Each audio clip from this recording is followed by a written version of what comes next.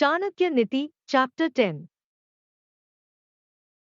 1. One destitute of wealth is not destitute, he is indeed rich, if he is learned, but the man devoid of learning is destitute in every way. 2. We should carefully scrutinize that place upon which we step, having it ascertained to be free from filth and living creatures like insects, etc. We should drink water which has been filtered through a clean cloth. We should speak only those words which have the sanction of the Satras, and do that act which we have carefully considered. 3. He who desires sense gratification must give up all thoughts of acquiring knowledge, and he who seeks knowledge must not hope for sense gratification. How can he who seeks sense gratification acquire knowledge, and he who possesses knowledge enjoy mundane sense pleasure? 4. What is it that escapes the observation of poets?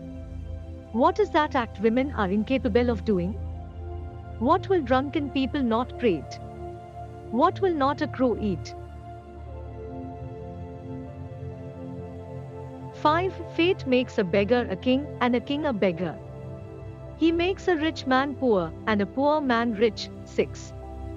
The beggar is a miser's enemy, the wise counselor is a fool's enemy, her husband is an adulterous wife's enemy, and the moon is the enemy of the thief.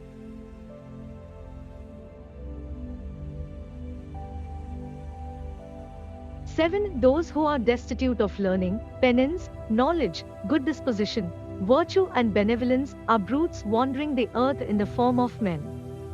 They are burdensome to the earth. 8. Those that are empty-minded cannot be benefited by instruction. Bamboo does not acquire the quality of sandalwood by being associated with the Malaya mountain.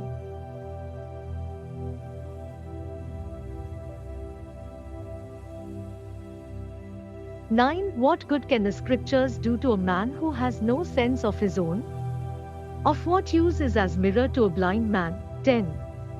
Nothing can reform a bad man, just as the posteriors cannot become a superior part of the body though washed 100 times.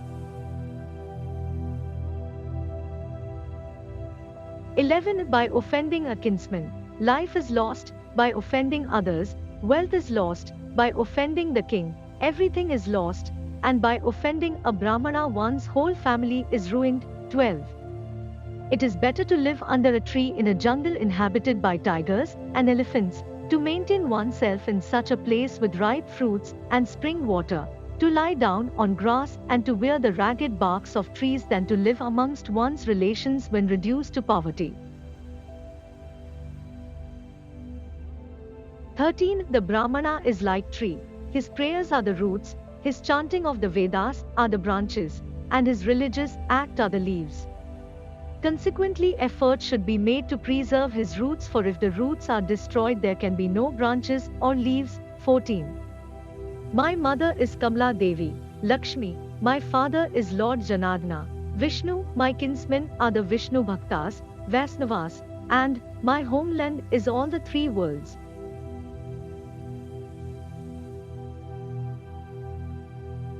15. Through the night, a great many kinds of birds perch, sit and rest on a tree, but in the morning they fly in all the 10 directions. Why should we lament, expression of sorrow, for that? Similarly, we should not grieve when we must inevitably part company from our dear ones. 16. He who possesses intelligence is strong. How can the man that is unintelligent be powerful? The elephant of the forest, having lost his senses by intoxication, was tricked into a lake by a small rabbit. This verse refers to a famous story from the Niti Sastra called Panchatantra, compiled by the Pandit Vishnu Sharma 2500 years ago.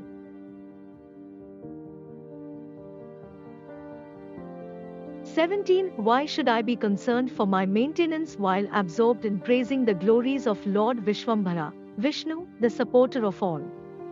Without the grace of Lord Hari, how could milk flow from a mother's breast for a child's nourishment?" Repeatedly thinking only in this way, O Lord of the Yadus, O husband of Lakshmi, all my time is spent in serving your lotus feet.